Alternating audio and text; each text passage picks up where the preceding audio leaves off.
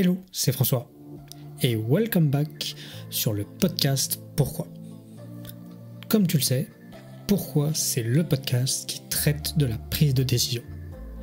Prise de décision managériale, entrepreneuriale, création, créative, on traite de tous ces sujets. Alors si tu t'es déjà posé la bonne question, si tu t'es déjà posé la question comment prendre une décision ou est-ce que ma décision est bonne, tu es au bon endroit. Allez, je te propose qu'on passe directement à l'échange que j'ai eu avec mon invité du jour. C'est parti. Je pense que tu as quand même l'habitude d'échanger pas mal avec des... Oui, non, mais je ne l'ai jamais fait en format podcast, et puis c'est très variable.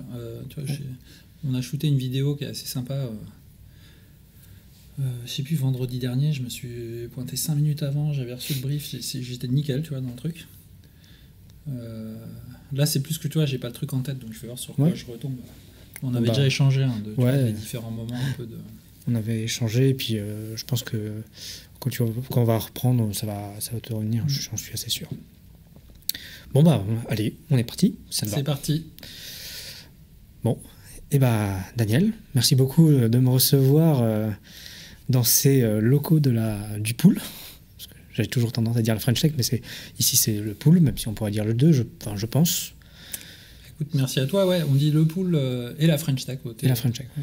L'association s'appelle le Pool et on porte la French Tech Rennes. C'est ça, ouais. C'est ce qui est très marrant, et j'aime bien dévoiler un peu les coulisses des échanges, des échanges. C'est qu'on avait programmé ce podcast il y a 3 jours, et je suis venu et il y avait une visseuse ou je sais pas quoi, quelque chose qui perçait, qui faisait un bruit pas possible, et vous n'auriez pas eu cette qualité audio. Donc, c'est top. Effectivement, la semaine dernière, on a été en train de visser des supports pour mettre en valeur nos partenaires au niveau 0 du Mabilais où on est aujourd'hui là. Ouais, donc bon, voilà. Et je pense que c'est la question un peu traditionnelle que tu t'attends, parce que tu me l'as déjà posée à arriver. Daniel, je vais te proposer de te présenter. Qui es-tu ? Et écoute, donc je m'appelle Daniel Gergès, moi je vais avoir 50 ans bientôt. Et je sais jamais comment démarrer, dire si je suis ingénieur ou entrepreneur. Je suis un passionné d'informatique. Moi, j'ai commencé à programmer quand j'avais 10 ans. Et assez vite, je me suis dit, tiens, il y a des choses à créer avec ça. Et je pense que j'avais déjà le virus de l'entrepreneuriat ou de la création, on va dire, assez tôt. Donc après, études d'ingénieur, ici à l'INSA à Rennes. Et puis assez vite, dans mon premier boulot, j'ai eu l'occasion de créer une première start-up. En fait, j'ai cofondé avec un petit groupe qui n'était pas si petit que ça d'ailleurs, parce qu'on était 11 cofondateurs. Ah oui. Ouais, c'était un sujet. C'était pas le plus courant, ça. Et donc ça, c'était fin 99, début des 2000. Ok. C'était ma première expérience entrepreneuriale, mais qui a été un petit peu atypique, là, je t'en parlerai sûrement tout à l'heure, qui a duré 7-8 ans, et puis qui a continué à me donner le virus. Donc après, j'ai lancé d'autres entreprises. Ça, c'était une moitié de mon parcours. Et l'autre moitié, elle a été toujours dans l'innovation, toujours dans l'entrepreneuriat, mais dans des entreprises plus traditionnelles qui cherchaient à travailler comme des startups ou avec des startups. Ou qui s'intéressait à l'innovation. Et depuis 4 ans, je suis le directeur de cette association qui s'appelle le Pool, qui porte la French Tech Rennes Saint-Malo, et qui a pour objet d'accompagner la création d'entreprises innovantes et leur développement. C'est intéressant parce que tu vois, tu as un peu anticipé ma question. Souvent, je demande ma question d'après, c'est comment tu te définis professionnellement. Mais du coup, tu as un peu répondu sur le côté, t'hésites entre ingénieur et entrepreneur. J'ai presque envie de dire, moi je vois le côté, alors c'est peut-être une vue un peu biaisée, mais le côté ingénieur très entrepreneurial en fait. Parce qu'il y a une part de création qui est quand même régulière dans les 2 métiers, d'innovation, enfin de trouver des solutions, quoi. Ouais, je crois que jusqu'à la fin de ma vie, je n'arriverai pas à définir les choses. Parce que tout est lié. Moi, ingénieur, c'était ma formation. Ouais. Quand j'ai commencé, j'étais juste passionné d'informatique. Et ce qui me passionnait, c'est qu'avec un ordinateur et 2-3 idées, tu pouvais créer des choses. Et d'ailleurs, si tu discutes avec beaucoup de gens qui sont dans le logiciel, il y a un côté très créatif dans le logiciel, dans le développement, dans l'architecture. C'est pas quelque chose de bien normé où tu suis juste une méthode. Après, moi, j'ai utilisé ça, je suis allé jusqu'au bout, c'est-à-dire donc créer des entreprises en partant d'un logiciel et de ses idées. Et quand tu es entrepreneur, au final, tu as une vraie difficulté à un moment donné à te définir même professionnellement, parce que moi, d'ailleurs, ça avait été un sujet après mes 10-12 premières années et plusieurs entreprises, c'est qu'est-ce que tu sais faire. Tu as fait un petit peu de tout, parce qu'au début, tu as codé. Le logiciel, il faut le vendre, donc à un moment donné, il y a du commerce, il y a du marketing. Donc finalement, un entrepreneur, il a toujours du mal à se définir. Et puis moi, en plus, dans ce que j'ai aimé faire autour de ça, j'ai fait plein de choses différentes. Lancer des boîtes, mais là, tu vois, aujourd'hui, c'est animer un écosystème qui encourage des gens à se lancer. Donc finalement, moi, je me rabats toujours, c'est quoi les mots-clés, en fait. Il y avait toujours des entrepreneurs autour de moi, et c'était toujours sur des sujets d'innovation. Okay. Et je suis encore un petit peu ingénieur parce que j'aime ça. Mais c'est justement l'un des points du podcast que je veux comprendre, parce que j'ai pris un peu, pour préparer cet échange, j'ai pris ton LinkedIn, j'ai pris les différentes lignes de tes expériences professionnelles, et j'ai fait, bon, je ne sais pas si on va pouvoir trop brosser, parce que c'est long, il y a beaucoup de choses, beaucoup d'expériences, mais vachement intéressante. Et en fait, tu passes par, comme tu as pu le dire dans ta présentation, tu passes de l'entrepreneuriat à passer dans des grands groupes, à avoir des postes relativement, enfin, même pas relativement, importants, refonder des entreprises, et puis aujourd'hui être dans une association avec un fonctionnement qui, et on en discutait un peu, est complètement différent de ce que pourrait être une entreprise. Et ce qui m'intéresse, alors on verra où nous amènera la discussion bien sûr, mais c'est de comprendre un peu comment on évolue dans ces différents systèmes, comment on prend des décisions bien sûr, puisque c'est mon fil rouge, mais ouais, comment on appréhende un peu ces changements. Voilà. Parce que c'est pas facile en fait. Alors ça doit être un vrai challenge à chaque fois de se réinventer, de s'adapter ou d'apporter des idées nouvelles aussi. Ouais, c'est un challenge. En même temps, j'avais quand même une chance qui, dès le début, j'ai toujours été attiré par quelque chose. J'ai jamais cherché quoi faire. J'ai découvert l'ordinateur, je voulais faire des programmes, je me suis dit avec ça, on peut créer des choses. Au bout d'un moment, j'ai compris que ça pouvait être créer une liberté et créer une entreprise. Et j'ai voulu faire ça. Donc en fait, dès l'école, j'étais entouré de gens qui avaient aussi un peu les mêmes envies. On a essayé de lancer des projets, j'ai pas choisi. Et à un moment donné, à force de chercher ces contextes-là, je me suis retrouvé assez tôt dans un contexte où j'ai eu l'occasion que la création, elle se déroule en vrai. Donc ça, c'était ma première aventure, où on a fait plein de trucs géniaux. Tout n'a pas marché, mais c'était une aventure très atypique, parce qu'on a créé vraiment une start-up sur un sujet ultra innovant, qui a levé beaucoup de fonds, qui s'est développé, qui s'est aussi cassé la gueule à un moment donné, qu'il a fallu relancer, qui a eu une vie. Et j'étais toujours tiré par cette espèce de feu sacré. Et puis comme la première aventure, elle a été un peu extraordinaire, j'ai aussi rencontré plein de gens qui faisaient ça, avec qui on a commencé à échanger beaucoup. Et donc, finalement, les décisions qu'il y a eu après, moi, elles se sont un peu imposées à moi. C'est-à-dire que, en gros, là, il n'y a que maintenant que je commence à réfléchir. Les premières années de mon parcours, les 15 premières années, j'étais quand même tiré par cette envie d'entreprendre à tout prix. Et c'est comme si tu as envie de faire du sport. J'ai la passion pour ça, en fait. Et justement, là, tu parles tu nous expliques un peu ton premier projet. Tu nous disais que vous avez lancé plusieurs projets, puis celui-ci s'est déroulé en vrai, ça a vraiment commencé.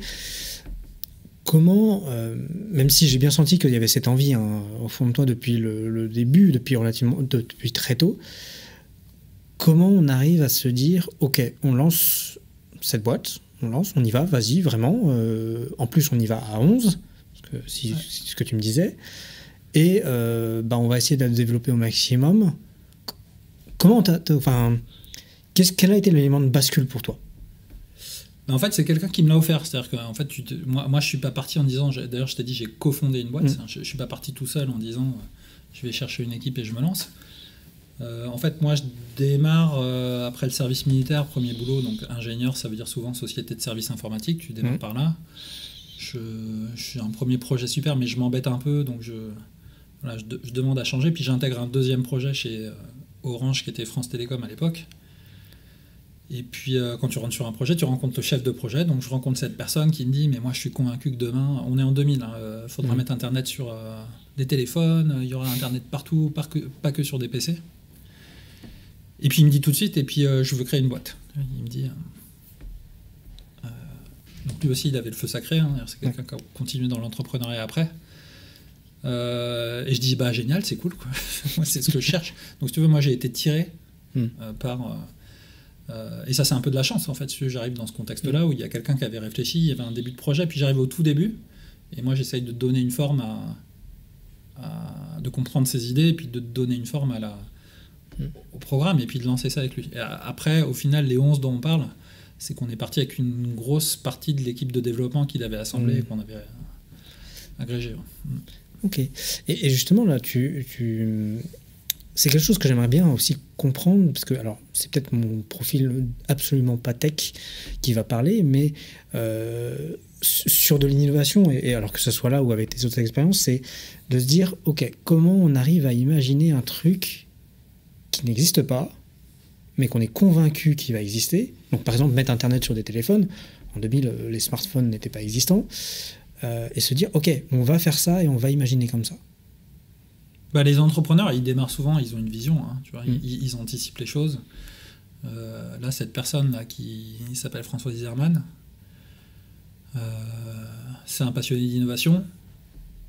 Tu es toujours en train de te demander, tiens, ce que j'ai aujourd'hui, ça devient quoi demain? Mais d'ailleurs, tu es en train de créer la suite de ça, hein, parce qu'il est chez un gros opérateur, tu vois, qui a inventé déjà beaucoup de choses. Donc, en fait, ça démarre par une vision, si tu veux. Ok. Et voilà, et cette vision, souvent, elle vient de ton parcours et elle s'impose un peu à toi. Et après, tu la raffines et tu la transformes. Elle peut te servir de point de départ pour créer une entreprise, quoi. Ok. Et justement, là, sur cette première entreprise, comme tu me disais, vous avez eu vous avez levé beaucoup de fonds, beaucoup d'argent, il y a eu des hauts débats. Déjà, comment on vit, alors que ce soit... Parce que je sais qu'il y a eu plusieurs expériences comme ça, mais comment on vit une levée de fonds aussi importante? Parce que ça a été des levées de fonds assez importantes, en plus à l'époque où c'était pas non plus aussi régulier qu'il y a encore quelques années. Bah, franchement, hein, tu vois, on démarre ça, donc on sort des études. Moi, j'ai bossé 2 ans. Le chef de projet, qui était le CEO de l'entreprise, il avait un peu plus de bagages, mais on démarrait quand même. Bah, tu découvres tout, quoi. Après, c'est juste excitant. Après, c'était un peu anormal parce que on démarre l'entreprise, je crois, fin 99, en juin.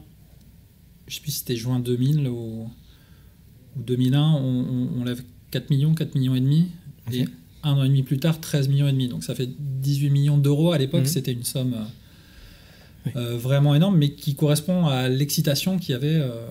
Si tu veux, ce qui se passait sur l'Internet mobile à l'époque, c'est à peu près ce qui se passe en ce moment sur l'intelligence artificielle. Tu vois, c'est-à-dire, tout le monde s'excite. Tu sens que c'est un truc qui va arriver, qui va tout changer. D'ailleurs, ça a tout changé. Internet était encore à ses débuts à ce moment-là, mais c'est vrai que 2007-2008, l'iPhone, tu regardes aujourd'hui. Donc tu vis le truc. Alors tu es un peu déconnecté. Moi, je me rappelle qu'on le réalisait pas, mais même dans le groupe de copains, tu vois, tu es un peu sur une autre planète, parce qu'en fait, on adore tellement ce qu'on fait. Et tu es dans des situations tellement anormales de voyager, de rencontrer des gens en début de carrière extraordinaires, de signer des très beaux clients. Tu vois, la boîte, elle a démarré assez vite. Déjà, on est 11 à démarrer. On a fait du chiffre d'affaires tout de suite. Après, on est monté à 60, 70 personnes. Après, il y a eu aussi des difficultés. Donc, c'était juste ultra excitant. Et t'es à fond, quoi. Ouais. Et comment on prend une décision à 11 ? Parce que ça a dû être Est-ce que c'était un sujet ? C'était pas un sujet ? C'était naturel ? Parce que... Pour te donner un peu, d'habitude les cofondateurs, on est 2, 3, 4 grand maximum. J'ai rencontré une boîte qui était à plus d'une dizaine également, qui était rennaise ici, mais qui mais à 11... Ouais, en fait, il y a plusieurs façons de répondre à ça, parce que souvent je m'interroge quand je vois aujourd'hui, donc aujourd'hui le pool c'est 30 personnes sur 2 sites. mais sur un métier qui n'a rien à voir avec celui d'un éditeur de logiciel. Et souvent, je me dis, mais en fait, comment on faisait à l'époque, tu vois, quand je vois la complexité des fois qu'on a à prendre des décisions. Et en fait, je pense que c'était pas un sujet de nombre de personnes, mais j'ai l'impression qu'à l'époque, on avait assez peu de décisions qui n'étaient pas évidentes. Si tu veux, il y avait quelques décisions très très structurantes sur est-ce qu'on lève des fonds, etc. Mais là, c'était très peu de personnes. Et puis c'était plutôt drivé par le CEO. Après, tu vois, on se mettait derrière, on réfléchissait pas trop, en fait, tu vois, on bossait. Il y avait une vision assez claire sur ce qu'on voulait obtenir. La première année avant de créer, on a bossé tous les week-ends avec toute l'équipe, donc il y a une sorte de feu sacré. Et en fait, tu essayes de t'adapter en permanence, mais il y a assez peu de moments où tu es en train, tu vois, de théoriser comment tu prends des décisions, et les choses sont assez naturelles. Après, plus ça grossit, ça a été un peu différent, et il y a quand même des moments clés. Et après, moi-même, ça a été compliqué de revivre dans d'autres contextes moins entrepreneuriaux, parce que justement, c'est moins fluide, et tu n'as pas cette espèce d'alignement naturel où, de toute façon, tu pars de zéro, donc tu n'as pas d'existant. Tous les gens, ils ont compris le projet, ils ont la même envie, et donc en fait les décisions, elles sont faciles, même si au milieu du chemin, tu as des décisions difficiles à faire. C'est plus lié à la décision elle-même qu'à comment tu la prends. Le process de décision a été fluide, alors que parfois il y a quand même des décisions compliquées, dures à prendre, notamment quand il y a des situations un peu moins bonnes qui doit être parfois compliqué pour avoir vécu ça. C'est vrai que mais le problème, c'est pas comment tu prends la décision, c'est que tu as des décisions, elles sont dures à prendre à un moment donné, quand tu dois par exemple réduire les effectifs dans une entreprise parce que le marché s'est retourné. Comment tu fais, toi, là, ça c'est des ou quand tu commences à avoir des tensions entre les associés ou des choses comme ça, c'est aussi des décisions très dures, mais pour le coup c'est des décisions qui concernent assez peu de personnes. Ok. Et donc cette boîte, si on continue un peu dans l'histoire, donc elle se développe, mais à un moment vous vous faites racheter, c'est ça, toi tu continues dans l'aventure avec cette entreprise qui vous rachète. C'est une grosse boîte qui vous rachète, c'est ça. Ouais, nous on était une boîte, une entreprise qui est montée à un peu plus de 70 personnes. Ok. L'entreprise, elle démarre très très vite. On a des beaux clients, on avait des banques, des acteurs tu vois, des gens comme le PMU ou la Française des Jeux qui utilisaient notre système pour faire leur site mobile. Et après, il y a l'éclatement de la bulle Internet. C'est-à-dire que du jour au lendemain, à un moment donné, tous les gens qui nous donnaient de l'argent facilement, ils commencent à avoir des réflexions normales, du type combien ça va nous rapporter. On a remarqué que les gens n'ont pas encore de téléphone parce qu'on est avant, qu'il y ait des écrans couleurs, Internet sur les téléphones. Donc ça devient plus dur. Et donc là, effectivement, nous, on redescend les effectifs parce qu'à un moment, il faut survivre. Donc si tu n'as plus de marché, il y a un moment, il faut réduire les effectifs. Et d'ailleurs, quand tu l'as déjà fait une fois, tu te rends compte que quand on l'a fait à l'époque, on ne l'a pas fait assez vite. Et ça, on le voit chez tous les entrepreneurs. Tu mets du temps à comprendre que le contexte a changé. Donc tes 70, tu vas passer à 35. À un moment donné, tu vas te dire, mais en fait, il faut encore redescendre à 15. Et à la fin, tu te dis, mais en fait, on aurait dû y aller en une seule fois, en fait. Tu vois. Donc ça, c'est aussi l'expérience. Et en fait, j'ai perdu le fil de ta question. Alors déjà, il y a une chose qui est très intéressante, c'est sur lequel je vais quand même, avant de repartir sur le fil. Ouais, mais c'est ce côté-là, ce que tu dis, quand tu dois réduire une équipe.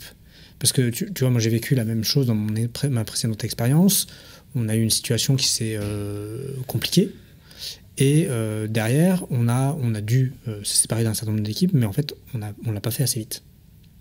Et je pense que c'est... Et alors, j'ai moins d'expérience que toi, beaucoup moins d'expérience, mais ce que moi, je retiens de cette toute petite expérience, c'est de me dire, ok, alors, ça va paraître très inhumain aussi de dire ça, mais des fois, pour la survie d'une entreprise, il faut se séparer très très vite de beaucoup de profils, mais c'est compliqué. C'est très compliqué d'un point de vue humain, en fait. Franchement, c'est très variable, parce que, d'abord, l'entreprise, elle doit survivre. Si elle ne survit pas... Tu vas au tribunal de commerce, tu liquides, tu vires tout le monde. Donc, il y a un moment donné, quand c'est une question de vie ou de mort de l'entreprise, la question, elle ne se pose pas trop. Nous, à l'époque, franchement, on avait embauché quasiment que des gens qui étaient en début de carrière, dans un marché qui était Et même quand la bulle a éclaté, les développeurs, ils étaient très très courtisés. Donc, en fait, tu as des situations où tu sais très bien que les gens, ils vont retrouver du boulot le lendemain. Donc le sujet, c'est plus trop le côté humain. Enfin, si, c'est un côté humain, mais c'est plutôt lié à l'attachement avec les personnes, au fait que tu as vécu une aventure, au fait que tu expliques aussi peut-être mal les choses, parce que c'est pas parce que toi, tu comprends la réalité économique que tout le monde le comprend. Mais ça, c'est complètement différent, tu vois, de le faire avec des gens qui vont se retrouver dans une difficulté, dans des grosses difficultés. Donc, dans l'univers dans lequel on est, franchement, on était dans des conditions... tu vois, j'ai pas souvenir qu'il y ait eu des gens qui se sont retrouvés en difficulté suite à ce qui s'est passé. Et d'ailleurs, nous, dans l'écosystème aujourd'hui, là, c'est une période où il y a pu avoir des licenciements récemment. Tu vois, il y a des boîtes qui réduisent aussi. Il y en a qui vont très bien, mais il y en a aussi qui s'adaptent au contexte. Et ce qu'on surveille, c'est en fait, est-ce que les gens y retrouvent tout de suite. Et là, on est plutôt bon là-dessus. Okay. Parce qu'en fait, le fait que les boîtes passent par des hauts et des bas, ça arrive. D'ailleurs, c'est une grosse différence entre nous et les US, où ils savent s'adapter beaucoup plus vite. Après, c'est plus compliqué aussi pour les gens. Il y a d'autres problématiques. Il y a plus de souplesse d'un point de vue US, mais bon, parfois la souplesse a d'autres inconvénients. Donc je reviens à l'échange. On parlait du rachat et de un peu cette période que toi tu as vécue, de passer de cofondateur à une structure qui est beaucoup plus grosse. Comment tu en parlais un tout petit peu, mais j'aimerais bien qu'on creuse un peu cette partie de cette adaptation à te dire t'es entrepreneur et puis tu rejoins une boîte qui est peut-être un peu plus structurée, un peu plus imposante, même si je pense que tu as eu un périmètre assez large, toi, en fait. Ouais, franchement, c'était encore hyper confortable à ce moment-là par rapport à mon envie d'entreprendre. Donc nous, voilà, au final, on adapte les effectifs parce que le marché n'était pas là, mais le marché, il arrive à un moment donné. En 2004, on voit sur toutes nos applications et nos sites, le trafic, il augmente, et puis ça correspond au fait que les gens, ils achètent des téléphones. Après, tu vois, ça avance, il y a l'iPhone qui sort, etc. Donc nous, on se fait racheter en 2004 par une entreprise qui est encore une start-up, mais eux, ils avaient levé 150 millions d'euros. Donc ils sont basés aux US, un petit peu en Inde, ils sont plutôt 200 personnes, mais c'est encore quelque chose de très... tu vois, sur le démarrage. Et là, il y a un gros remue-ménage dans l'entreprise. C'est des moments vraiment où l'actionnariat change, tu as des gens qui s'en vont. Moi, je prends la direction de la partie qui reste et qui se fait racheter. Et puis au final, je suis responsable de développer le produit qu'on avait fait, donc qui continue. Tout le monde nous a dit qu'ils vont tuer le produit, mais au final, c'était un bon produit qu'ils ont utilisé aux États-Unis. Donc ça, c'était assez rigolo. Et puis on devait développer le marché en France et en Europe. Moi, j'avais une bonne entente avec le patron de l'entreprise qui nous avait racheté, et c'était...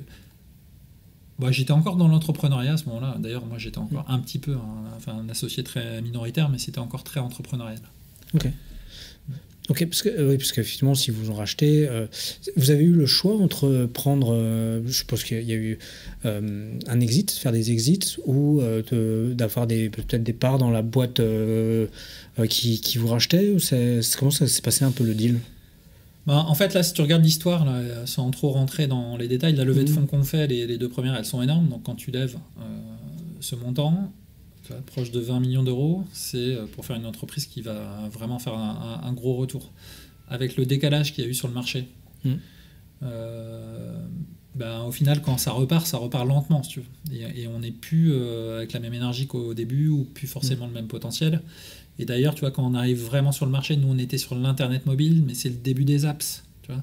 C'est-à-dire que même la structure du logiciel et puis des personnes qu'on avait embauchées, en gros, le marché demandait des choses un peu plus marketing que ce qu'on avait. Donc finalement, tes investisseurs, ils regardent, et là, ça a été un peu dicté par les investisseurs, par leur... Donc à un moment donné, c'est plutôt eux qui ont organisé, si tu veux, cette opération. Ah oui, c'est intéressant. Comme tu dis, on n'a pas besoin de rentrer dans les détails, mais c'est là où je trouve que la prise de décision est intéressante, dans le sens où, même en étant fondateur, vous aviez des investisseurs qui vont fortement... Ils t'orientent, si tu veux. Oui, ils t'orientent fortement vers te dire, bon, là, ce serait peut-être la bonne solution de faire ça à ce moment-là, quoi. Ouais. D'ailleurs, après, c'est rocambolesque, là, tout ce qui s'est passé, mais je pourrais en parler des heures, mais Bon, évidemment, tu es consulté dans des choses comme ça parce qu'on rencontre les équipes des acquéreurs, mais à la fin, qui est choisi, comment ça se fait, c'était Ouais. voilà. J'imagine que ça va être un. Il y a eu beaucoup de. Ouais, c'était les montagnes russes là, dans ces moments-là. Surtout sur. Alors, je sais pas, c'est pas. Moi, je connais moins cette période, mais c'est moins. Peut-être moins. Il y a moins lisse qu'aujourd'hui où c'est des choses qui se font beaucoup bah. Je sais pas, je connais pas le. Ouais, je sais pas s'il y a une différence. Enfin, tu vois, il y a toujours eu des opérations sur les entreprises, mais tu vois, le côté montagne russe, c'était de se dire, on devait faire une opération avec un acteur donné qui devait se terminer à 16h, il se passe un truc à 15h59, finalement, tu t'aperçois qu'ils étaient sur un autre projet. Ah oui. Finalement, ça remet le truc en cause. Et quelques jours après, finalement, on fait un autre exit avec une autre entreprise. Donc c'est vraiment. Voilà, montagne russe, c'était chaud là, en ce moment. Et comment justement après, donc tu prends ce poste, tu continues, tu développes, mais en fait tu rebascules dans l'entrepreneuriat très vite en fait. Enfin très vite. On est sur quelques années. Tu repars sur refondre une entreprise en fait. Ouais, tout de suite. Ben, ça a été mon. En fait, à la fin, donc une fois l'entreprise rachetée, elle continue à se développer. Après, le projet de ceux qui nous avaient rachetés, ils étaient eux-mêmes un peu en difficulté. Ils changent, donc ils me proposent de reprendre la boîte. Et moi, je décide que non. Okay. Parce que cette entreprise, elle était née dans l'univers des télécommunications. Et entre-temps, moi, j'avais découvert le web, les réseaux sociaux. J'avais commencé à bloguer. J'avais aussi rencontré une communauté de gens, tous les gens qui créaient le web au début, soit à Paris, mais il y avait aussi des gens ici, là. Et je me dis, moi, j'adore ça, je veux réentreprendre, et je veux réentreprendre dans le web. Et c'est ça qui dicte ma décision de ne pas reprendre, parce qu'en gros, ils proposaient de nous rendre la filiale. Okay. Et moi, je décide non, donc je pars, et je me dis, je vais recréer une entreprise, ce que je ne fais pas tout de suite d'ailleurs, mais en tout cas, je suis parti pour ça. Ouais. Et je voulais revenir, parce que je regardais un peu revenir sur la crise, notamment parce que tu as vécu l'explosion de la bulle, ce qui est assez, je ne vais pas dire exceptionnel, mais c'est une période qui a été forte aujourd'hui, on en parle beaucoup et ça. Alors déjà, est-ce qu'on voit ce type de crise arriver ou pas? Comment on gère un peu ce truc quand il arrive là, face et explose, quoi? Bah ouais, tu le vois en fait, parce que je te dis, l'indicateur c'était client. Si tu veux. Nous au début on est arrivé dans un contexte où il y avait une telle effervescence, on est arrivé avec nos idées, nos slides, le logiciel, on vendait ça cher, il n'y avait pas de problème. Donc tu vois tout de suite à un moment donné comment est-ce que tu continues sur enfin tu vois la croissance nous de l'entreprise, je crois me souvenir que les premiers 18 mois on a fait plus d'1,5 million d'euros, c'est énorme. Mais après, ça a plafonné. Si on avait été dans un marché sans cette crise-là, on aurait continué à développer. Donc tu le vois chez tes clients. Puis après l'explosion de la bulle, tu l'as vu dans les médias aussi, parce qu'il y avait des entreprises, je ne sais pas si tu te rappelles de Boo.com ou tout. C'était des trucs qui fermaient, si tu veux. On se rendait compte qu'il y avait des choses qui avaient été énormément valorisées et qui... Au final, il n'y avait pas encore d'économie derrière, si tu veux, parce que les gens, c'était pas bien monétisé. Internet, le e-commerce, c'était encore le début du truc. Donc ouais, tu le sens. Tu vois que c'est beaucoup moins fun. Ouais. Après, nous, on avait de la chance d'avoir derrière nous... la boîte, elle était financée. On avait des gens malins, donc tu recomposes les choses, mais tu n'es plus du tout dans le même contexte. C'est un peu moins la fête. Et...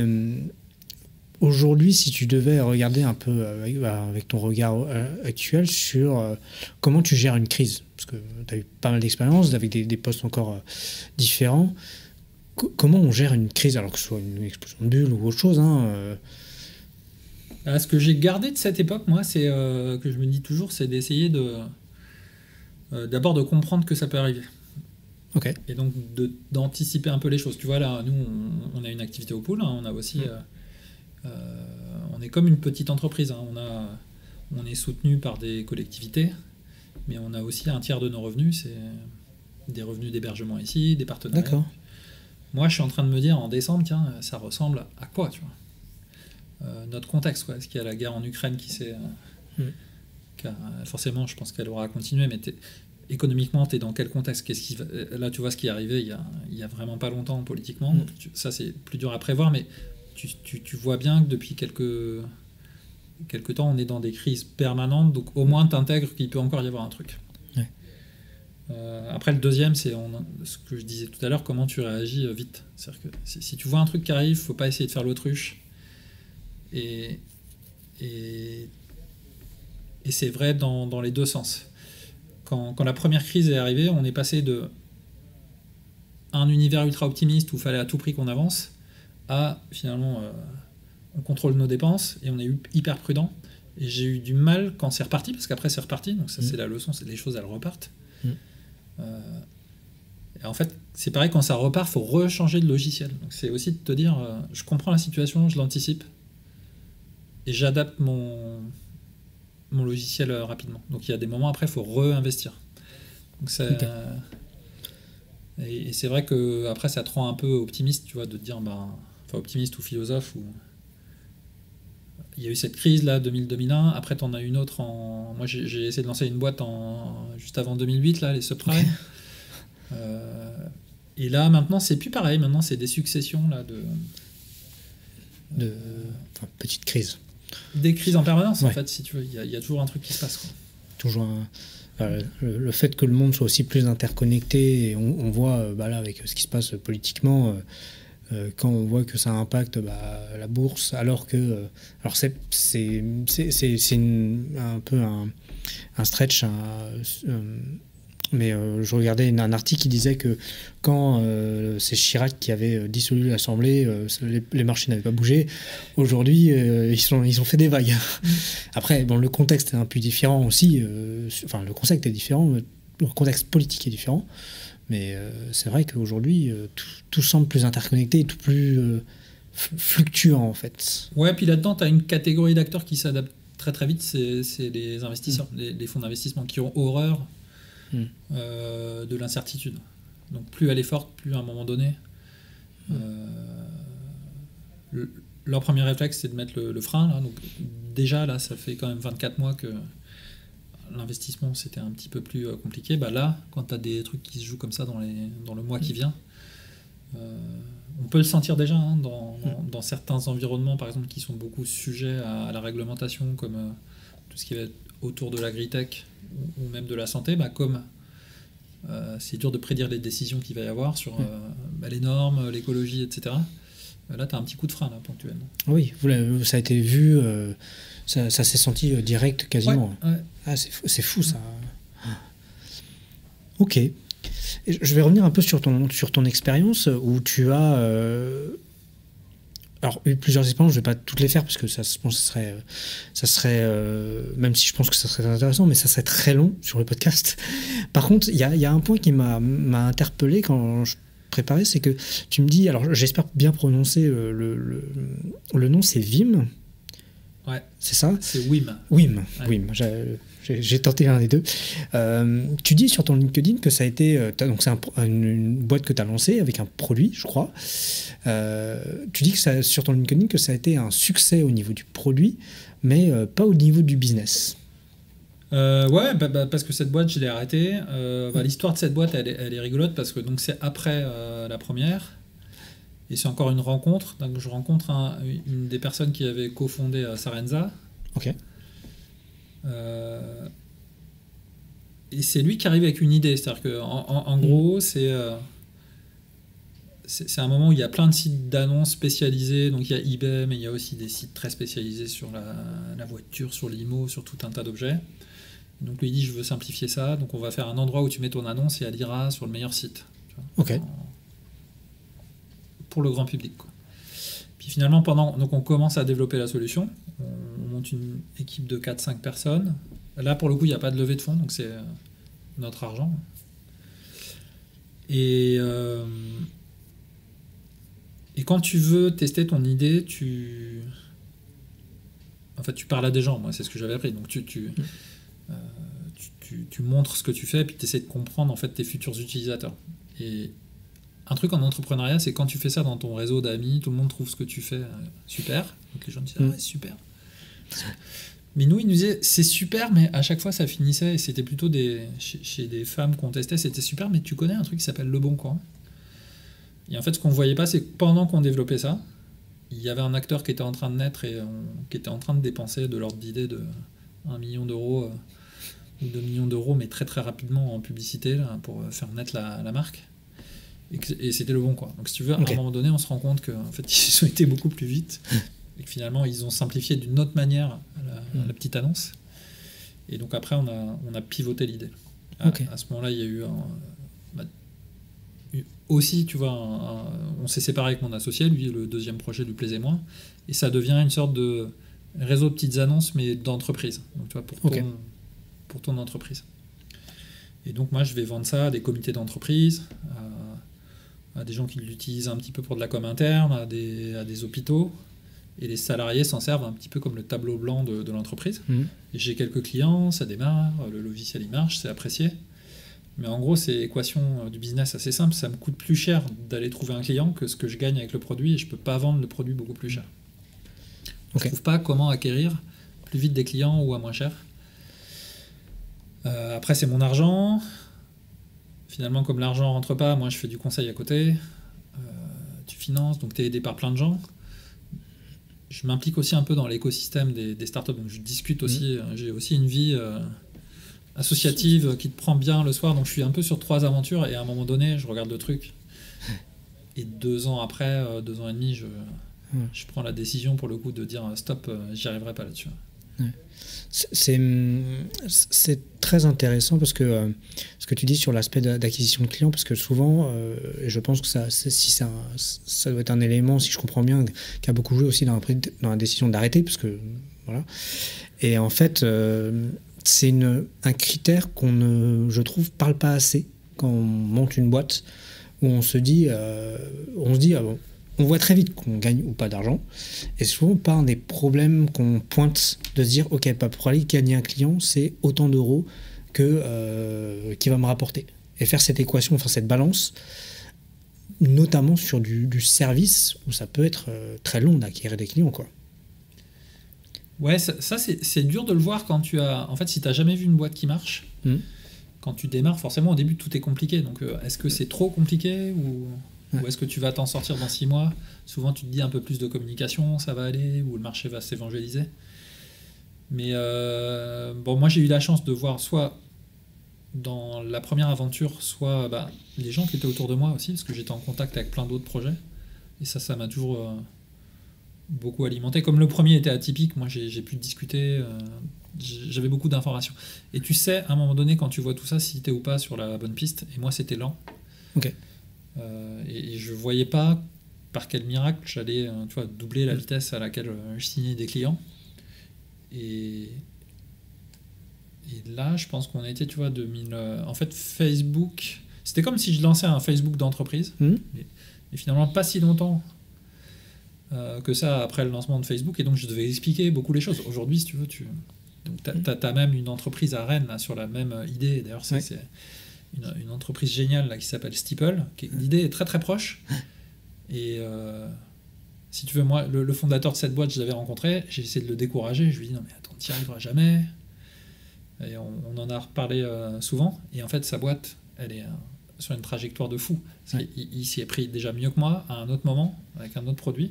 Ouais, et puis, donc, puis il était aussi porté par un sujet, à juste titre aussi, donc on parlait, je crois, encore peu, c'était la com interne, où lui il a pris cet axe qui était très intéressant. Je pense qu'il l'a pas mal porté aussi. Donc, Non, mais il a été génial et meilleur que moi à plein de points de vue.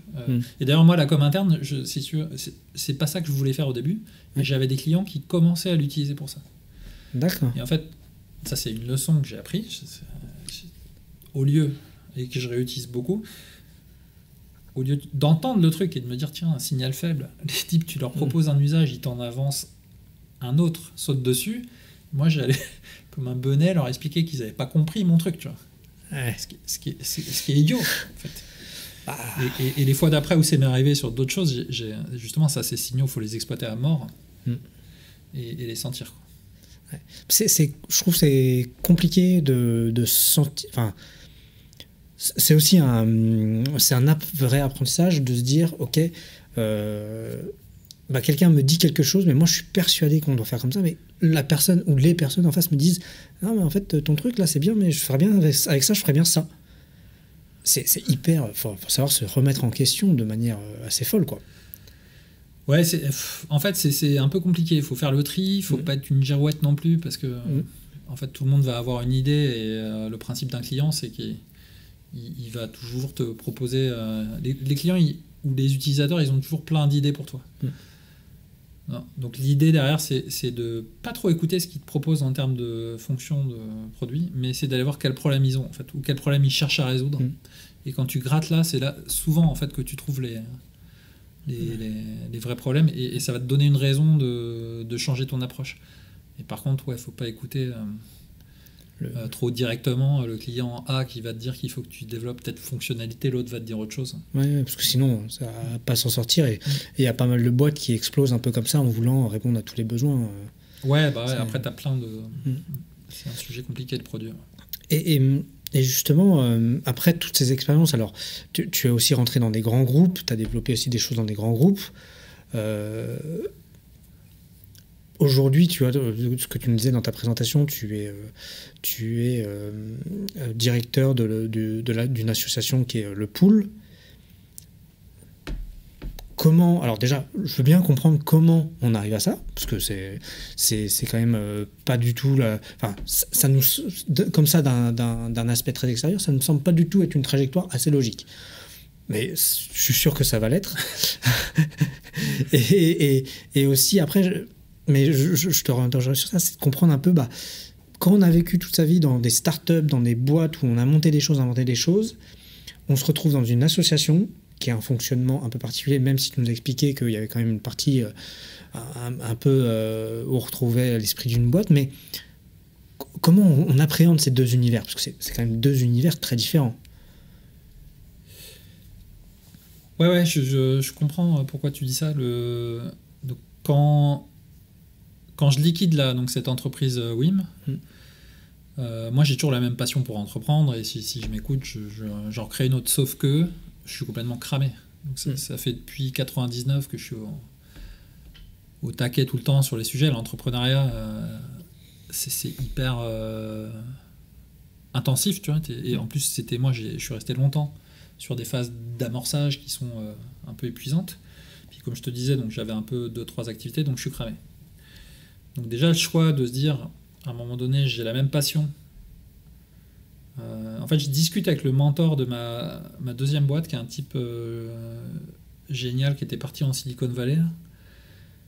Et il me dit, là, toi, tu as besoin de retrouver un contexte de sécurité, tu vois, parce qu'en fait, l'entrepreneuriat, tu n'es pas dans la sécurité.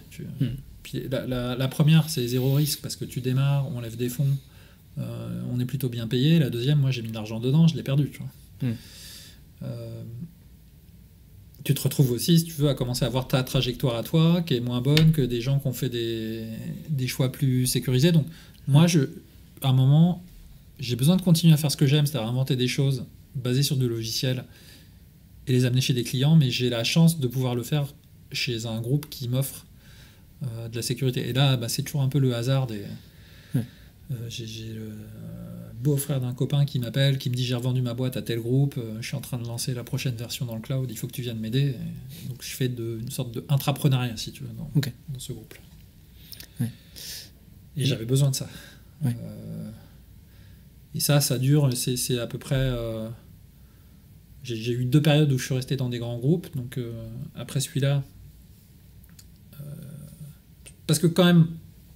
tu as la sécurité, mais au bout d'un moment, tu te rappelles quand même que tu as envie d'être entrepreneur, et tu vois aussi les lourdeurs. Donc là, je décide de bouger vers 2014. Et là, j'ai eu un choix assez difficile à faire. Professionnel. J'étais pas encore assez solide pour réentreprendre. Okay. Je le sentais. J'avais pas repris assez de jus. Il faut du temps, en fait, après, tu vois, pour...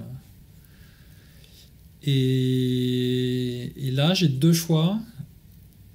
En fait, je peux partir chez Amazon Web Services, parce que tout ce que j'avais fait chez le grand compte précédent, c'était sur le cloud d'Amazon. et qui me propose un job. Et donc là, c'est un des jobs où tu vas expliquer Amazon Web Services à des développeurs. Tu es un petit peu partout dans le monde. Ok. Et j'allais dire oui, puis finalement, j'ai des contacts à Saint-Malo avec une entreprise qui s'appelle Groupe Beaumanoir, qui est un industriel génial, qui a à l'époque presque 2000 magasins dans le monde, donc c'est du retail. Et puis finalement, je choisis d'aller chez eux, leur monter un écosystème d'innovation donc spécialisé dans le retail. Et ça a été les 15 jours, 3 semaines où j'ai le plus mal dormi dans ma vie, parce que c'était 2 choix complètement différents. En fait. Différents, puis qui devaient t'amener aussi à des choses différentes, avoir des impacts différents. Ouais, t'as pas la même vie, tu gagnes pas la même chose, t'auras pas la même trajectoire, tu deviens pas la même personne après, donc c'était pour ça que je dormais mal. Et pourquoi Beaumanoir ? En fait, pour prendre cette décision-là, j'ai échangé avec pas mal de gens. Moi, j'ai toujours besoin d'échanger avec des gens pour prendre ces décisions. Dans toutes mes décisions, il y a eu une personne qui, à un moment donné, m'a donné pas la solution, mais la clé, tu vois, pour réfléchir. Tous mes copains qui viennent plutôt de la tech, qui me connaissent, ils me disent « Mais ouais, mais va chez Amazon, etc. » J'ai quand même déjà, à l'époque, un petit questionnement sur Amazon, sur... tu vois, il y a des sujets sur la politique sociale, sur... Et d'autres personnes, finalement, ils me disent « Non, mais toi, il faut que... » En particulier, une personne... Mais je peux en parler. Lui s'appelle Hugues Méli, là. C'est le fondateur de Niji, qui est un ami que j'ai souvent consulté dans mes prises de décision. Et lui, il me dit, il faut que tu choisisses entre... Est-ce que tu es quelqu'un de global, c'est-à-dire que finalement, ton réseau, il est à Seattle, en Australie, en Espagne, et toi, tu voyages là-dedans, et donc, tu es plutôt dans des grands groupes, ou est-ce que finalement, tu es quelqu'un ancré, tu vois, localement, et tu travailles ça. Et tu vois, c'est cette clé-là. En fait, il y a eu 2 clés. Il y a eu celle-là, puis la deuxième qui était avec qui je veux être, qui c'est que je veux voir au quotidien. Et moi, je veux être avec des entrepreneurs. Tu vois. À un moment, je me dis, c'est quoi les 3 situations où vraiment j'ai la banane et où je m'éclate. Et à chaque fois, c'est en fait quand un entrepreneur il me raconte son projet et que j'ai des moyens de l'aider. Tu vois. Donc ces 2 clés-là, elles font qu'à un moment donné, je décide de partir chez Groupe Beaumanoir. Ok. C'est intéressant ce choix, dans le sens où comment tu décides. Mais ça répond à la question que je te poserai, sûrement en fin d'épisode, qui est comment tu prends tes décisions. Et vraiment ces échanges, en fait, qui est ce besoin d'échanger. Je trouve que c'est très intéressant parce que c'est souvent des choses c'est pas qu'on dit pas, mais qui sont un peu tabous, de se dire, ah bah, moi quand j'ai besoin de prendre une décision, tu vois, j'ai besoin d'en parler autour de moi. Alors les gens ne vont pas répondre pour toi, ils vont pas prendre la décision pour toi, mais ça va t'apporter des clés, et j'aime bien cette notion de clé, parce que c'est des choses qui sont... C'est parfois, j'ai déjà eu ce moment où tu parles avec quelqu'un, puis elle te dit un truc et tu fais, ah ouais, en fait, c'est ça que je veux faire. Ou c'est ça que je faut que... Voilà. Et c'est des moments assez... moi, je trouve géniaux, en fait. Ouais, quand tu trouves la clé, c'est génial. Après, c'est hyper inconfortable avant. Mais moi, déjà, avant de consulter des gens pour prendre des décisions, j'ai besoin de parler pour réfléchir. Moi, je construis mes visions et ma réflexion, c'est en échangeant. Si tu me laisses devant ma table...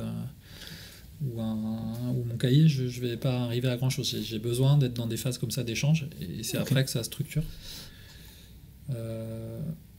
Et puis j'ai eu aussi la chance d'être entouré de gens pour qui j'ai énormément d'admiration. Donc si tu veux, j'ai eu aussi accès à des gens où je me dis, tiens, ils ont des informations ou une façon de réfléchir qui est intéressante pour moi. Tu vois. D'où l'importance aussi, alors ça va paraître un peu opportuniste de dire ça, mais de savoir s'entourer et de savoir s'entourer aussi. Moi j'aime bien, c'est aussi à travers l'expérience, je trouve que ça se fait, et de trouver les bonnes personnes à qui parler et de s'entourer pour le sujet que tu t'intéresses, parce qu'il n'y a pas vraiment de qualificatif sinon, mais ouais, ça c'est le plus dur en fait. Et puis j'ai pas de recette là, pour le Voilà, coup, à part la recette que j'ai toujours maintenu du lien avec beaucoup de gens. Et que à un moment où j'avais besoin de quelque chose, là en l'occurrence c'est pour m'aider à réfléchir, j'avais accès à ces personnes et j'avais créé suffisamment d'intimité pour pouvoir avoir la discussion. Si tu fais toc toc toc, j'ai un problème, tu viens m'aider, enfin tu parles à... Donc ça c'est une chose que j'ai toujours fait en tâche de fond, c'est de garder du lien avec les gens que j'avais croisés en fait. Ce qui est extrêmement, enfin moi je trouve extrêmement compliqué. D'arriver à garder ce lien régulier, de ne pas paraître, je ne vais pas dire opportuniste, mais justement de garder ce lien avec sans intérêt, quoi. C'est quelque chose que moi j'ai toujours du mal à faire et que j'admire beaucoup. J'admire vraiment les gens qui font ça de manière assez naturelle, quoi. Bah écoute, je sais pas pourquoi, et je pense que ce sera le lien là, avec le job que j'ai aujourd'hui, tu vois. Alors, je sais pas si... En fait, au premier... Tu vois, la première boîte, j'avais pas de réseau. Et donc je me rappelle, j'étais en transpiration à chaque fois que je devais appeler le patron d'une boîte ou des gens... Et un jour, sur mon blog, j'écris à propos de quelqu'un que j'admirais, tu vois.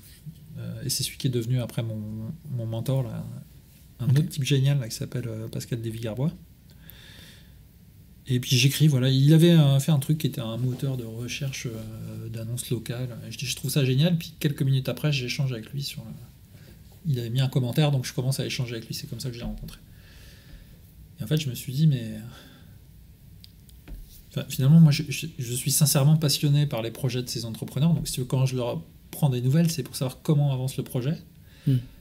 Au final, comme j'avais accès aussi à beaucoup de monde, j'ai souvent, tu vois, des connexions à faire ou un point de vue. Et donc, ça n'a jamais été une difficulté d'avoir les conversations. Ok. Et jamais Ou alors ça, c'est dans 1% des cas, hein, parce que c'était tellement facile pour moi que des fois, peut-être que j'ai fait un... Et je pense que j'ai eu une ou deux fois des gens où j'ai pas compris, parce qu'ils trouvaient ça louche, tu vois. Que je pose autant de questions, un truc... Mais moi, ma méthode, elle a toujours été de me dire, enfin, tu vois, c'est vraiment ma passion, donc je te pose des questions et je trouve ça en général génial et j'essaie de comprendre. Donc ça n'a jamais été, si tu veux, une stratégie ou un... C'est là où moi j'admire les choses, parce que je pense, ça dépend peut-être des caractères, mais pour moi c'est pas naturel, tu vois. J'ai toujours peur de déranger, j'ai toujours peur les choses un peu classiques que beaucoup de monde a, et de se dire je vais prendre la nouvelle de telle personne, même si je la dérange, puis peut-être pas croire, quoi, tu vois. Et c'est là où moi je sais que j'essaye de travailler sur ça, mais c'est très intéressant, et ça montre que l'importance de savoir aller vers les autres pour créer des liens, en fait. Ouais, bah écoute, moi ce que j'ai remarqué, c'est quand même les gens, ils aiment bien quand tu prends de leurs nouvelles et que tu t'intéresses à eux, en fait. En plus, mais je pense que c'est beaucoup d'idées préconçues qu'on sait et des propres barrières qu'on se met, hein. Enfin, que je me mets, parler pour moi, mais... Après, c'est bien de te poser la question, tu vois, comment t'apportes quelque chose à la personne. Et souvent, moi, quand je discute avec des étudiants, tu vois, on échange de comment... Et je fonctionnais aussi un peu comme ça... Quand tu veux contacter quelqu'un, tu crois que tu dois lui parler d'un truc, tu vois, ou lui expliquer quelque chose.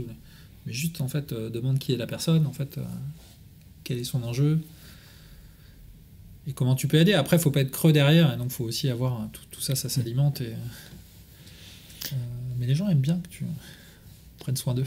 Bah ouais. Et ce qui nous amène d'ailleurs à ton poste aujourd'hui, parce que c'est très aujourd'hui, c'est très en relation. Enfin, si j'ai compris, la mission du pool et de la French Tech, c'est quand même accompagner les gens à se développer, à travailler sur leurs projets, à les amener au stade supérieur de leur entreprise. Bah ouais, c'est totalement ça. La mission, elle est géniale. En fait, t'es ici sur un territoire où il y a eu énormément d'innovation. Nous, on est là pour que ça continue, ça prospère. Donc en fait, notre métier, tu viens nous voir demain, tu as une idée de start-up, on va essayer de comprendre, ou d'entreprise innovante. On va essayer de comprendre ce que tu veux faire, et essayer de te trouver un peu la route la plus courte, et de te connecter avec les gens qui peuvent t'aider, de te trouver du financement. Donc en fait, on aide les entrepreneurs soit à se créer, soit dans l'étape d'après à faire les bons choix. Et donc moi, je suis là depuis un peu plus de 4 ans. Et en fait, c'est une plateforme, si tu veux, qui touche tous les... Enfin, aujourd'hui, il y a 500 membres dans l'association, donc c'est en grande partie des startups. Et donc, en gros, tu es payé pour aller aider les gens à lancer leur boîte plus simplement ou leur fabriquer un environnement qui fait que ça sera plus simple pour eux. Et donc, tu es en contact avec l'ensemble des projets du territoire, donc toutes les bonnes énergies. Et en fait, moi, je me suis rendu compte, à un moment donné, si tu veux, que j'étais peut-être plus doué pour aider à faire réfléchir les gens sur leurs projets ou les connecter, que pour moi-même lancer mes projets entrepreneuriaux. Tu vois, je suis arrivé à cette... Je pense que sur la première boîte, ça s'est pas vu. Sur la deuxième, là, celle que j'ai liquidée à la fin, une autre explication, c'est que j'étais dans un incubateur. Et si tu regardes, j'étais peut-être plus souvent dans le bureau des autres parler de leur business qu'à lancer le mien à un moment. Ouais.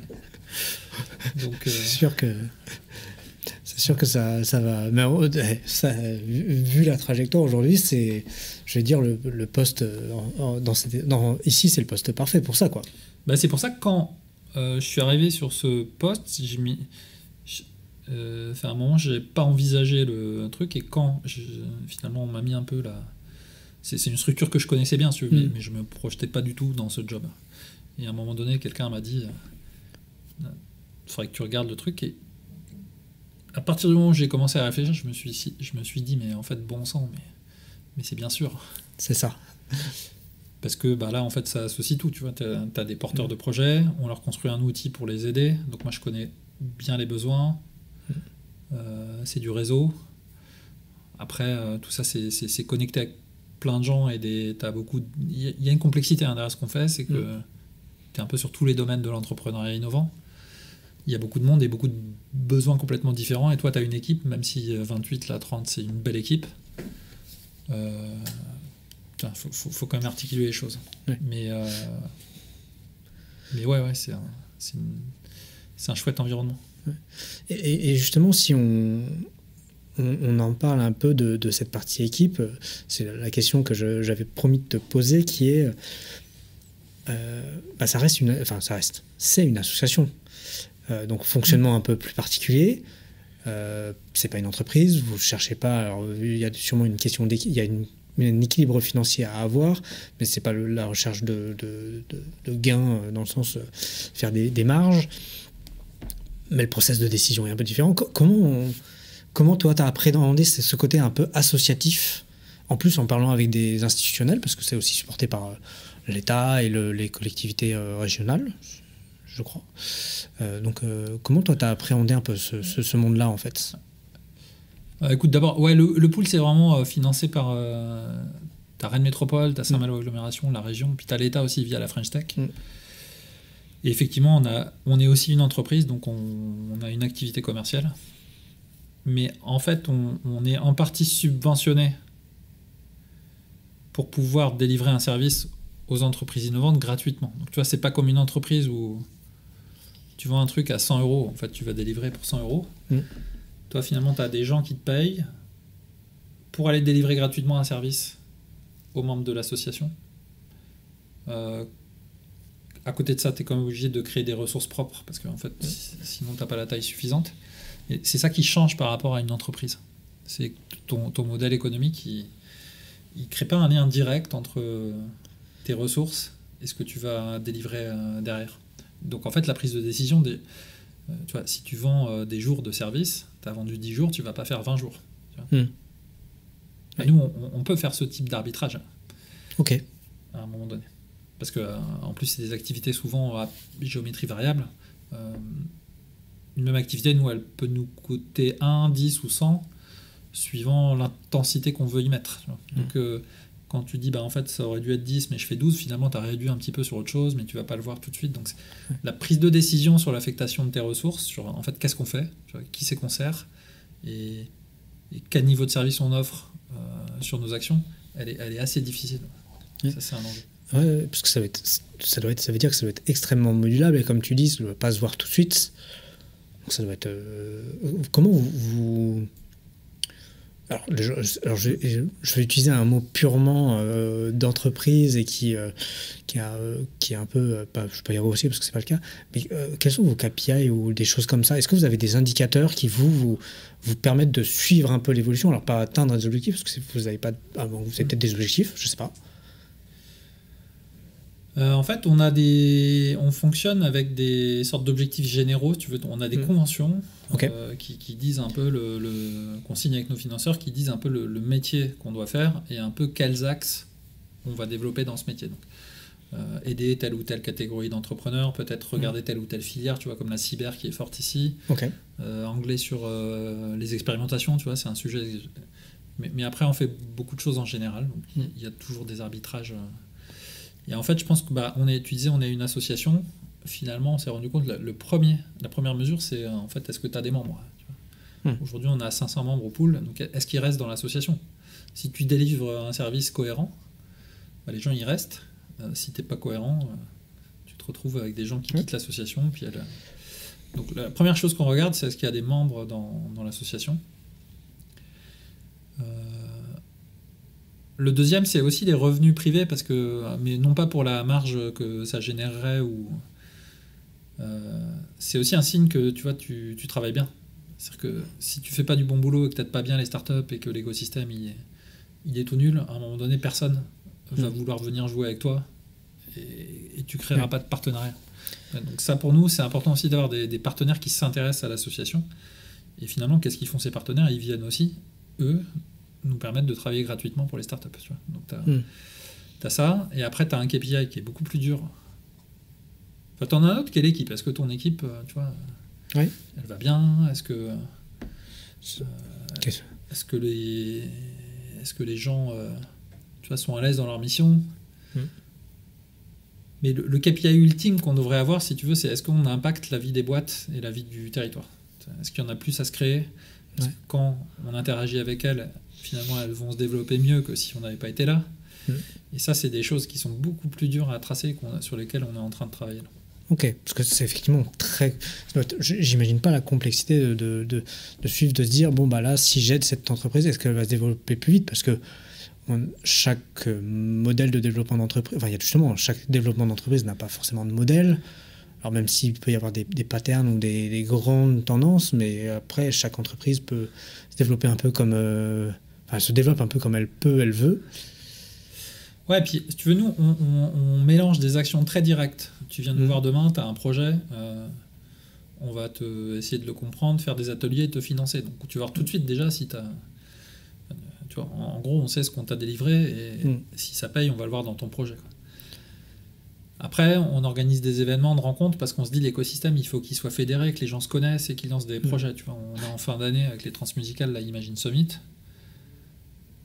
Bon, en fait, comment tu vas juger que cet événement, il a créé du lien dans l'écosystème et que c'est ça qui maintient la dynamique dans 5 ans?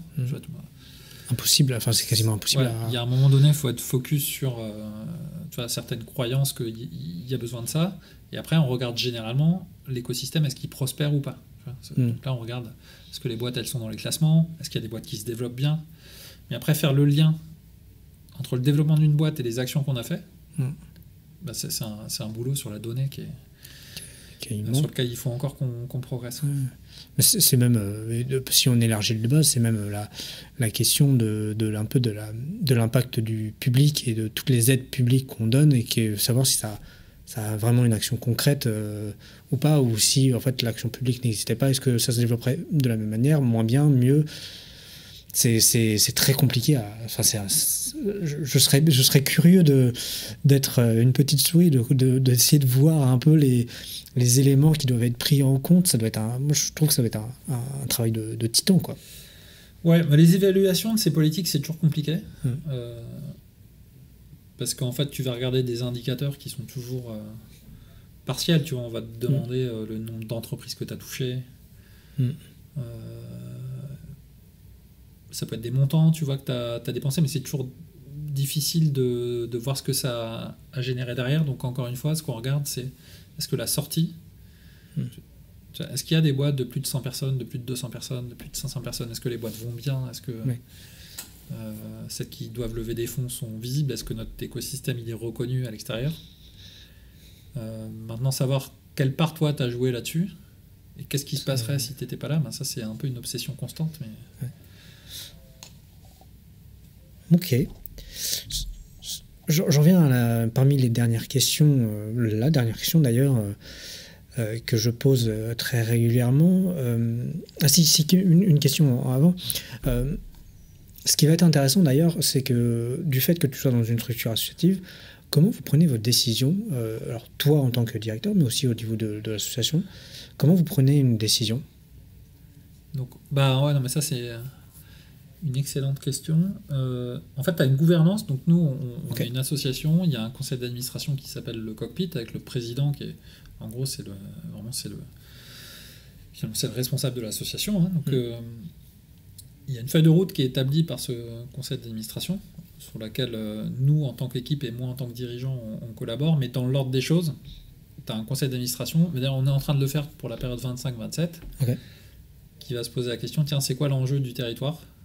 Qu'est-ce qu'on fixe comme objectifs généraux à l'association ? Tu vois, par exemple, là, on est sur l'idée, on travaille déjà beaucoup sur l'émergence, mais comment on peut encourager la création de champions, tu vois, que les boîtes se développent, qu'elles aillent plus loin. Là. Donc, on a un chouette projet là, à Via Silva là, pour travailler là-dessus. Ça, c'est ce conseil d'administration qui s'appelle le Cockpit, qui va élaborer ça en lien avec nous. Et nous, on va essayer de dire quels moyens, parce que le portefeuille d'action du pool, il est complexe, donc comment on va aligner les moyens sur cette feuille de route. Donc, qu'est-ce que je vais changer dans mes programmes ? Est-ce que je vais ou pas m'installer dans ce nouveau bâtiment là dont je te parle ? Qu'est-ce qu'on va y faire ? Ça, c'est plutôt le job de l'équipe opérationnelle, de mon comité de direction, de l'équipe. Et après, le but de mon job, c'est d'aligner un peu les deux, en fait. Maintenant, il y a une autre question derrière, c'est le nombre de décisions que tu as à prendre, il est énorme. Donc, comment tu fais pour que tu ne te paralyses pas quand tu dois les prendre ? Et quand moi, je suis arrivé dans l'association, j'avais une vision un peu où je voulais amener les choses, et notamment, par exemple, élargir la communauté et se dire l'innovation, c'est pas que le numérique, c'est toute l'innovation. Il y avait 2-3 autres idées. Et j'ai amené ces idées, mais j'ai aussi amené comment je voyais qu'elles prenaient corps dans l'équipe et dans les programmes. Et ça n'a pas marché. J'ai eu une première année assez difficile. Parce que, en fait, notre activité, elle est compliquée. Et si tu dis, voilà où on va, et puis en plus, voilà comment vous allez le faire, en fait, les gens ne s'approprient pas le truc. Tu vois. Donc, à la fin de l'année 1, on a lancé un gros plan de transformation, où le sujet, ça a été comment les gens peuvent prendre leurs décisions, comment on prend une décision en équipe, et qui a amené finalement toute l'équipe à retravailler sur l'offre et sur nos processus. Mais ça a été un travail de l'équipe, tu vois, qui a inventé les solutions aux problèmes finalement que le conseil d'administration avait listé, que moi j'avais un peu traduit en éléments de vision. Et là, ça a marché beaucoup mieux. Mais c'est jamais fini ce job-là. Tu dois toujours le... Perpétuel. C'est aussi comment le travail ce que moi j'entends, c'est que comment l'équipe s'approprie les objectifs et vont vraiment prendre corps, en fait, adhérer à l'objectif, parce que c'est ce que tu dis, je pense, si je le traduis bien, tu me corriges sinon, si tu amènes des objectifs, tu dis effectivement comment faire, quoi faire, les gens ne vont pas adhérer, peu ou pas adhérer, et en fait, il n'y a pas le même engagement, il n'y a pas la même volonté que ça aboutisse, en fait. Ouais. Ça vraiment, tu vois, ça restera ce plan dont je te parle, vraiment un apprentissage de ce que j'ai fait ces 4 dernières années. Là. La première année, je suis arrivé en disant, mais ma vision, elle est tellement... tu vois, je connais tellement cet écosystème que forcément, ils vont y croire et ils vont adhérer. Et j'avais oublié la vie quotidienne, j'avais oublié les problèmes, et les solutions que j'ai inventées moi, elles percutaient aussi, tu vois, certaines habitudes. Et donc je me suis quand même pris un mur, si tu veux, à un moment donné. Là, j'ai eu la chance que le conseil d'administration, il m'écoute, et quand j'ai demandé un accompagnement, on l'a eu. Donc il y a des gens qui sont venus nous faire travailler pour qu'on fasse cette réflexion. Qui a été longue. Les gens, ils font ça en plus de leur boulot, hein, c'est-à-dire qu'on ne s'est pas arrêté d'accompagner les entreprises ou de faire nos actions. Mais par contre, quand le travail a été fini et que les offres sont sorties, j'ai vu une différence énorme, parce que toi, en tant que dirigeant, tu n'as pu finalement convaincre les gens que ton idée était bonne, puisqu'en fait, au final, c'est eux qui ont créé une grosse partie. Entre les deux, tu as eu beaucoup d'alignement, et et de dire ah oui mais la vision, tu vois, mais c'est pas toi qui as fait les choses. Donc. Et ça c'est extrêmement dur. Moi j'essaye de le faire le plus souvent, mais des fois tu es soit rattrapé par ta nature ou t'as pas le temps, et donc tu vois tu vas dépasser un peu la limite, mais dans les deux sens, c'est-à-dire trop aller prescrire comment ça doit être fait, ou au contraire tu regardes de trop loin et finalement tu ne donnes pas assez tu vois, t'es pas assez dans l'échange et en apport d'informations à ceux qui font. Donc ça c'est un truc qui, comme j'ai pu l'observer si tu veux de première main et voir les effets, comment ils ont été radicaux, c'est un chouette sujet, mais que je prétends pas avoir compris dans son intégralité, parce que comme je te dis, t'as jamais fini en fait. Moi c'est un peu ce que je comprends avec ce podcast, hein. Je suis à peu près au 50e épisode, et il y a tellement de vues et de méthodologies et d'approches et de circonstances que c'est infini. En fait, ces sujets alors quand moi je parle de prise de décision, effectivement, je parle de la prise de décision de toi en tant que directeur ou d'ancien cofondateur, enfin, effectivement, du process un peu, mais il y a tellement d'éléments externes qui rentrent en jeu, de personnages. Alors, bien sûr, si c'est comment tu décides pour lancer une boîte. Ok, bon, ça c'est toi avec toi-même. Tu as peut-être le cercle familial ou en fonction. Mais quand tu diriges des gens, déjà, dès qu'il y a de l'humain autour, ou que tu collabores, parce que tu vas toujours diriger, en fait, il y a des enjeux bien plus phénoménaux qui se rentrent en jeu. Et en fait, c'est permanent, quoi. C'est permanent, cette prise de décision. Il n'y a pas de prise de décision de dire ok, on fait ça et puis ça se déroule, quoi. C'est jamais ça, c'est la théorie, mais c'est jamais la pratique. La pratique n'est jamais ça, en fait. Il y a toujours ce besoin, comme tu l'exprimais, d'adapter, de transformer, d'amener les gens à peut-être ce qui eux-mêmes apportent une contribution, ou enfin tu vois, tout ce process qui est assez riche, moi je trouve. Ouais, puis si tu veux, au bout d'un moment, le jeu, c'est même pas toi de prendre les décisions, ou c'est pas que les prises. C'est d'avoir créé un système dans lequel les gens peuvent prendre chacun à son niveau la bonne décision et que ça tourne. Ouais. Tu vois, donc tu as le sujet de l'autonomie des gens, donc comment tu as organisé pour créer cette autonomie, comment tu as fait circuler les compétences. Mais comme tu dis, c'est jamais fini. Et nous, le temps qu'on se cale sur un truc, notre environnement externe, mais c'est le cas de beaucoup d'entreprises, change aussi. Donc en fait, ça c'est jamais, c'est valable qu'à un certain moment dans un certain contexte, et tu dois aussi créer la deuxième couche, qui est comment tu réinventes ça en permanence. Donc sujet complexe. Pour un autre podcast. Ouais.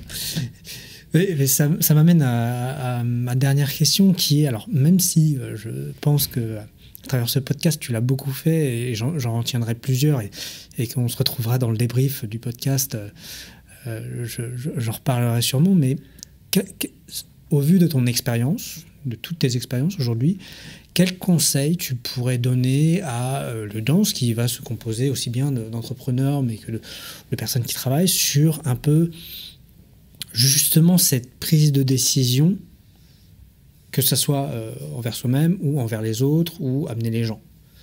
Alors, un ou deux conseils, bien sûr, je ne suis pas... En fait, ouais, je suis pas sûr que j'ai un conseil hyper applicable tout de suite. Mais quand je regarde, moi, comment je prends mes décisions aujourd'hui, il y a toute une partie dont on n'a pas parlé, qui est en fait comment tu vois, quelles sont mes aspirations et est-ce que je me connais, en fait. Donc le conseil que je donnerais, c'est de comprendre ses leviers, en fait. Tu vois, moi, je me suis toujours dit j'ai créé ou cofondé, je pense, une dizaine de boîtes. D'accord, mais celle où j'ai le plus investi de temps, c'est pas celle qui marchait le mieux. Et j'en ai pas encore une, si tu veux, qui a fait que je suis sur la plage, tranquille, à bouquiner. Et en fait, je me suis souvent demandé, tu vois, comment j'avais pris mes décisions pour partir sur tel ou tel projet. Et en fait, moi, il m'a fallu quasiment 20 ans pour comprendre mes leviers. Et par exemple, c'est peut-être ça le conseil, c'est que, en fait, la question avec laquelle tu te lèves tous les matins, donc ta motivation intrinsèque, le truc que tu as tout le temps en tête, moi, c'était créer des trucs cool. C'était inventer des choses. D'accord ? Tous les matins, je me réveillais en me disant, j'ai la chance de pouvoir inventer des trucs.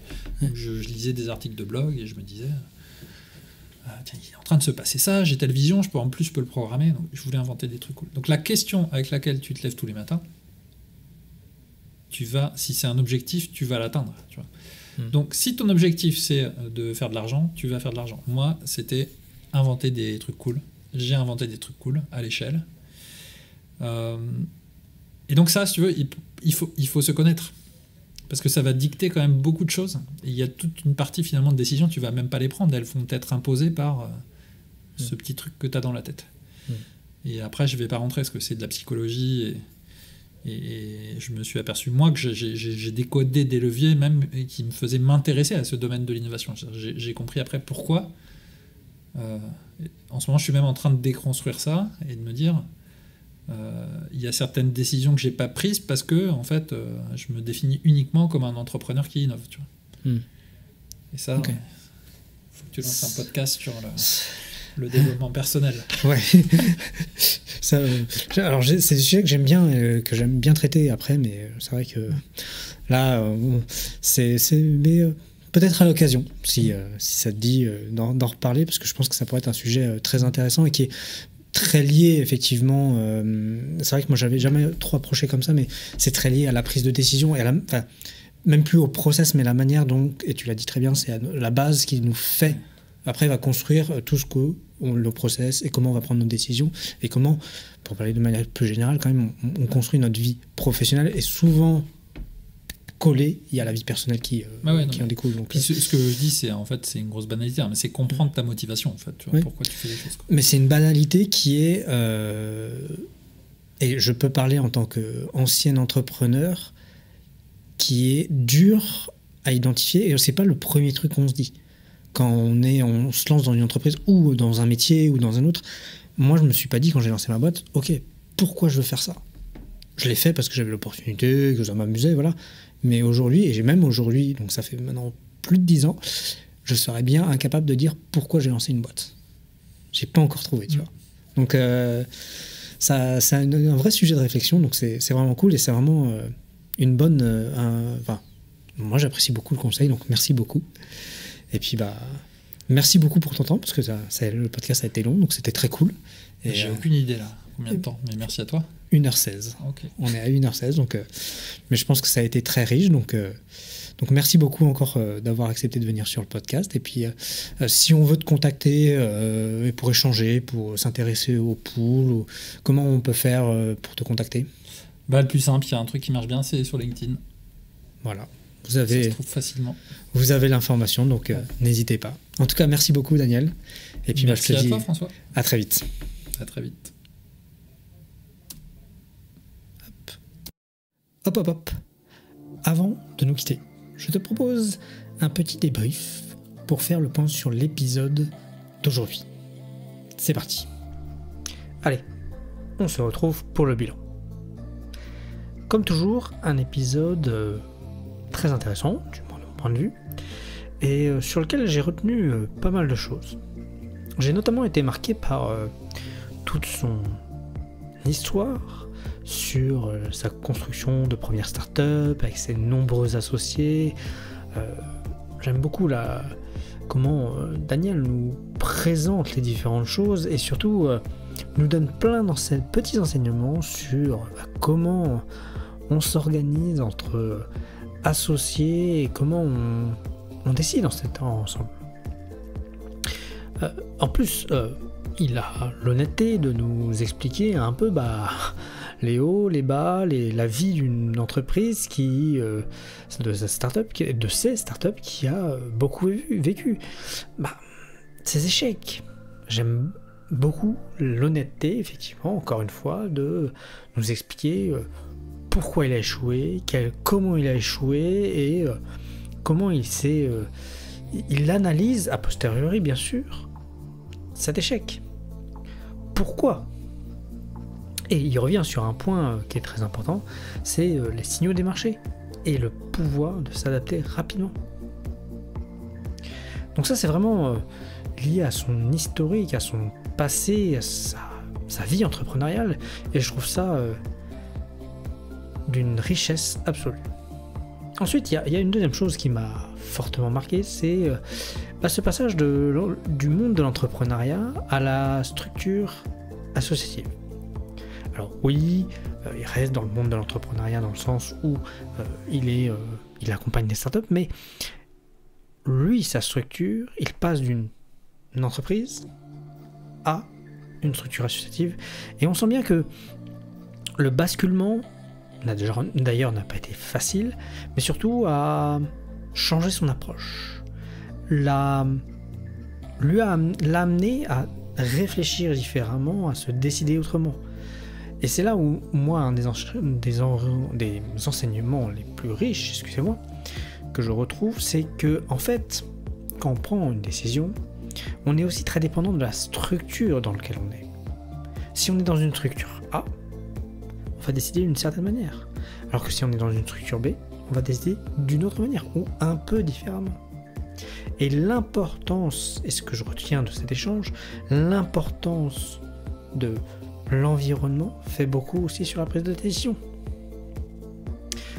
Donc voilà un peu moi ce que j'ai déjà retenu de cet épisode, et que j'espère que tu as apprécié et que ça t'a inspiré.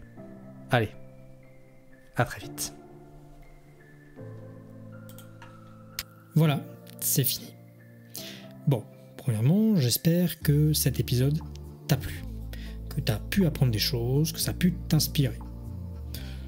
Et bien sûr, si tu as aimé cet épisode, n'hésite pas à le partager, à liker, à le partager, à liker, et tu as compris, à le partager. Ça m'aiderait grandement, en tout cas, si tu le fais, ça serait cool. Voilà, je t'embête pas plus, je te dis à la semaine prochaine pour une nouvelle conversation passionnante.